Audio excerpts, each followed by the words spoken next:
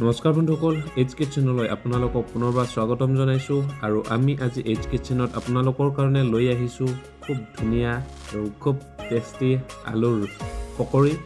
চ' আহকচোন চাওঁ আমি ভিডিঅ'টো।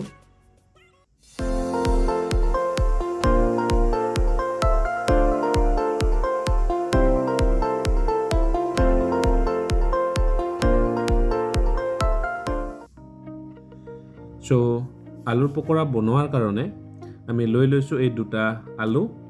আমি আলুৰ বাকলিখিনি গুচাই লৈছোঁ আৰু আমি বাতি এটা লৈ লৈছোঁ আৰু বাতিখিনিত অলপমান পানী লৈ লৈছোঁ। আৰু আমি এই দুয়োটা আলু ৰুকি ল'ম। গতিকে এটা এটাকৈ আমি ৰুকি লওঁ। আলুটো থৈ দিলোঁ ইয়াত। তো এটা আলু আমি প্ৰথমতে ৰুকি ল'ম ধুনীয়াকৈ, আৰু সৰুটোৰে ৰুকিম, আপোনালোকে ডাঙৰটোৰেও ৰুকিব পাৰে। গতিকে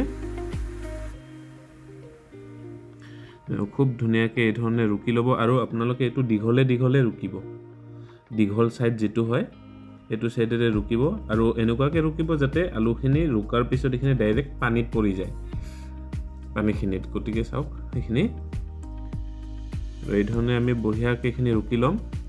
আমি আলু ৰুকি লৈছোঁ।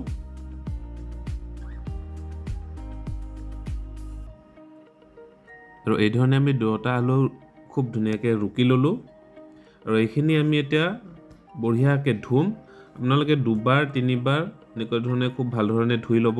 আৰু তেতিয়ালৈকে ধুব যেতিয়ালৈকে আলুৰ পৰা বগা বগা পানীখিনি ওলোৱা বন্ধ নহয়, বা যিখিনি আলুৰ যিটো ৰস, সেই ৰসটো যেতিয়ালৈকে নোহোৱা নহয়। আৰু একদম দেখিছে আপোনালোকে একদম ঝৰঝৰীয়া হৈছে।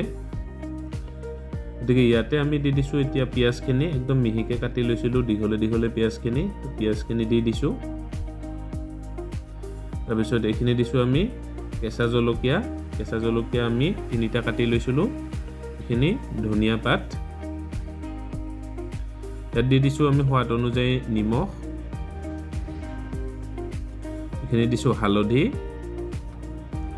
এইখিনি দিছোঁ আমি জালুকৰ গুড়ি, গোলমৰিচৰ গুড়ি, আৰু এইখিনি দিছোঁ আমি কাশ্মীৰী লাল মিৰ্চ কালাৰটো হোৱাৰ কাৰণে। আৰু এইখিনি আমি কেঁচা আদা অলপ কাটি লৈছিলোঁ সৰু সৰুকৈ, কাৰণ আদাখিনি ফ্লেভাৰটো ভাল হ'ব। আৰু আমি শেষত দিছোঁ এইখিনি অলপ জিৰা গুড়ি, আৰু এইখিনি আমি আজৱাইন অলপমান এনেকুৱা ধৰণে হাতেৰে মোহাৰি দি দিছোঁ।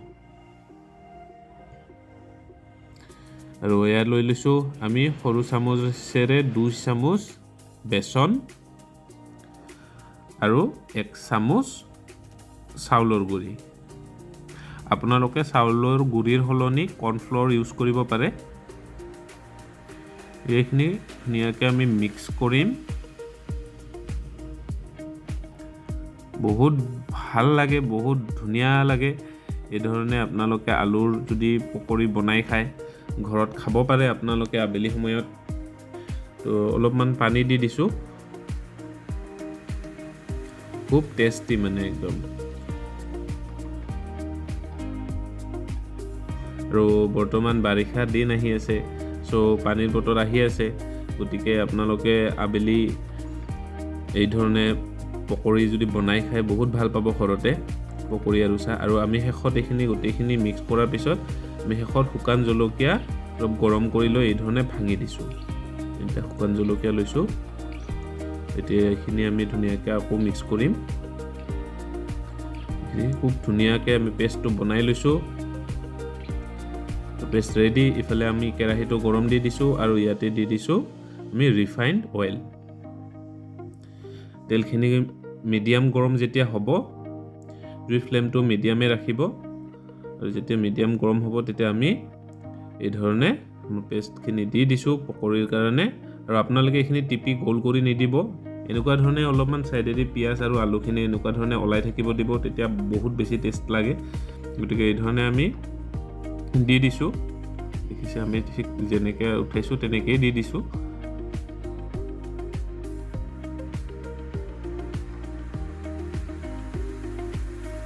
এইখিনি এটা ছাইড সিজাৰ পিছত আপোনালোকে এইখিনি ওলটাই দিব। ইয়াৰ পিছৰ ছাইডটো সিজাৰ কাৰণে দিব। আৰু এইখিনিও সিজিব দিব জুইৰ ফ্লেমটো মিডিয়ামে ৰাখিব গেছৰ ফ্লেমটো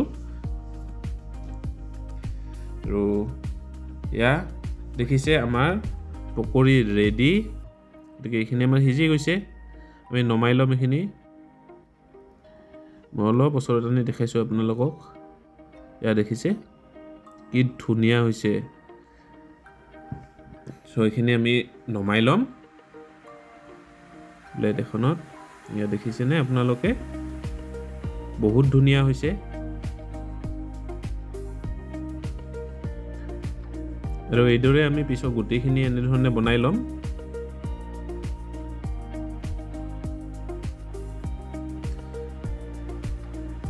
দেখিছে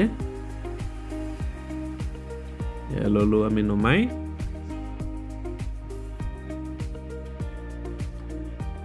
আমাৰ আলু পকৰি ৰেডি ইয়াতে সস লৈছোঁ আমি আপোনালোকে চাটনি এটা বনাই ল'ব পাৰে আপোনালোকে সসে দি খালেও বহুত ভাল লাগে চাটনিটো বনালে আপুনি চাটনি দি খায়ও এইখিনি বহুত ভাল লাগিব গতিকে এই ধৰণে আপোনালোকেও ঘৰতে খুব সহজে খুব ধুনীয়াকৈ আলুৰ পকৰি বনাই খাব পাৰে আৰু এয়া দেখিছে মই একদম ওচৰৰ পৰা দেখাইছোঁ কি ধুনীয়া হৈছে বহুত মচমচীয়া হৈছে